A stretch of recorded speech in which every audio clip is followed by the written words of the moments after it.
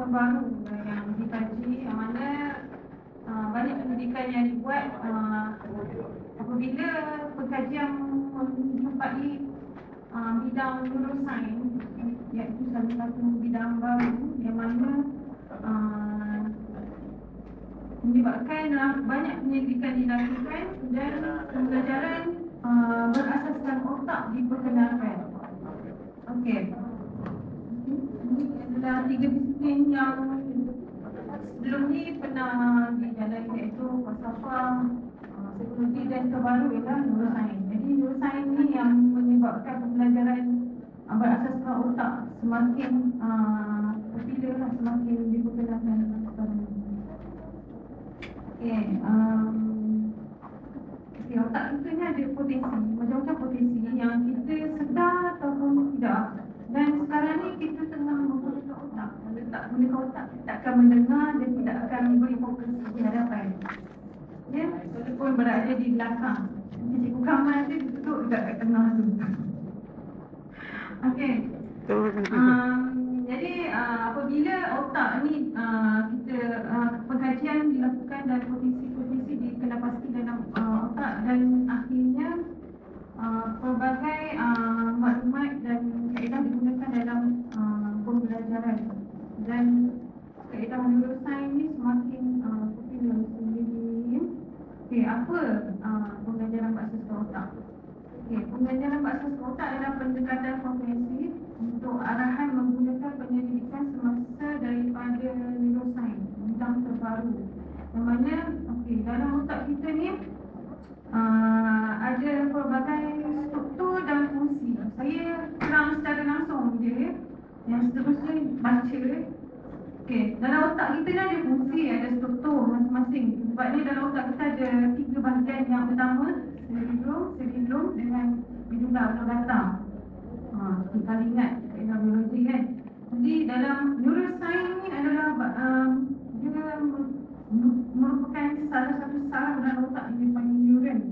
Dan dalam otak kita ni bagi kaedah neuron tu dipertingkatkan macam mana untuk meningkatkan tahap pembelajaran manusia berasaskan otak. Melalui pendidikan saraf lah yang dilaksanakan, maka macam-macam teknik pembelajaran berasaskan otak dikeluarkan. Di pendidikan saraf ni dia menggunakan kaedah biologi untuk mendorong orang tu boleh belajar. Jadi macam sekarang ni banyak kita tengok ubat-ubat untuk memberi merangsang minda.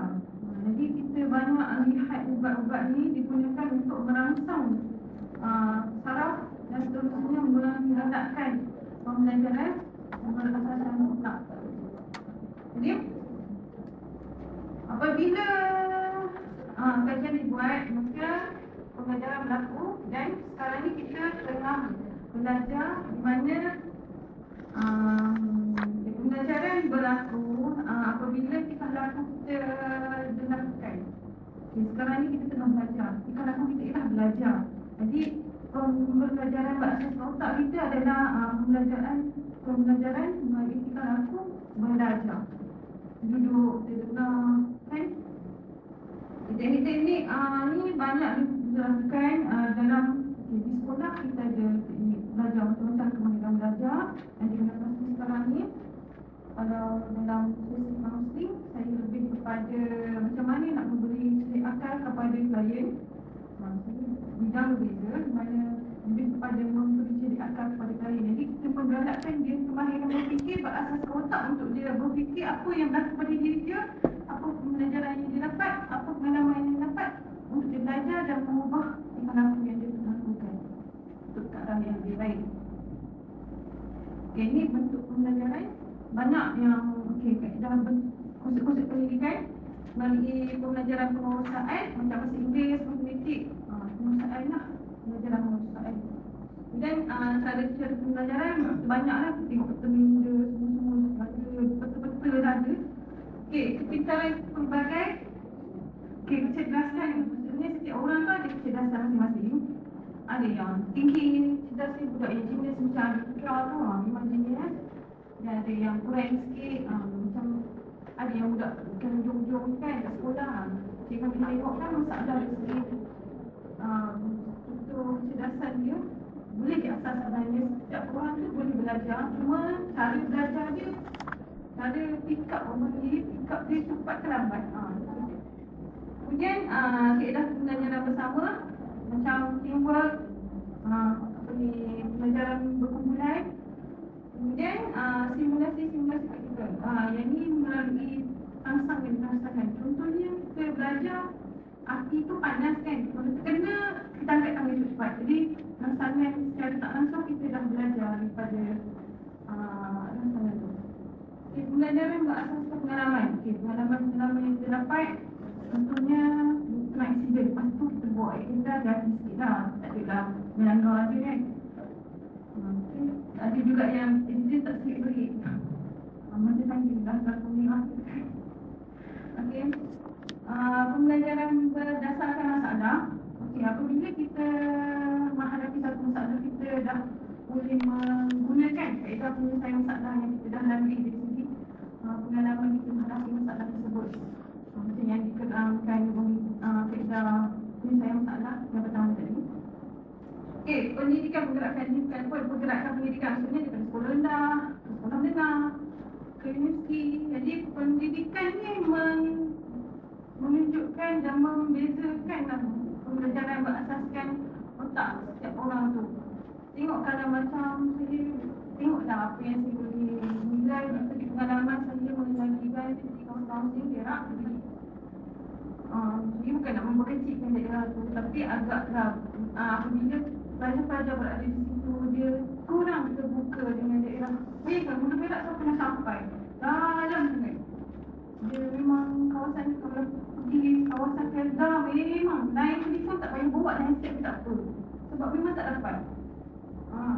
Next 6 Telekom ke Lumkom ada naik pergi dekat daerah confirm tak ada.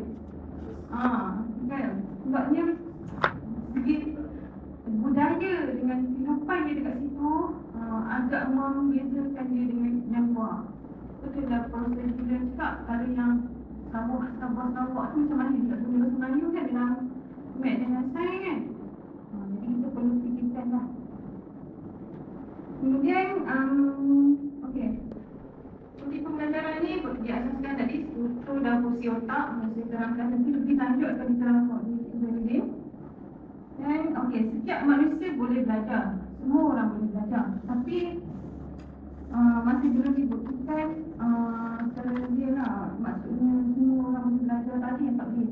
Contoh single down, masalah kanak-kanak single down, agak siapa pernah pergi pusat latihan dalam komuniti di bawah JKM tu, mana kat situ kita boleh tengok mana yang kurang upaya fizikal diajar berjalan, diajar berlari. Yang kurang upaya mental terpaksa diajar pula memikirkan, mempelajari apa yang kita rasa. Macam makan tu normal kan, kita dah tahu kan. Tapi untuk orang yang kurang upaya ni, kurang segi kita nak makan nak suap mulut pun tak tahu. Okay, ni kajian otak. Seterusnya kajian otak ni dah semakin meningkat. Sebab sekarang ni semua dia pembelajaran berasaskan sains, teknologi, perubatan, semua dah semakin meningkat. Yang mana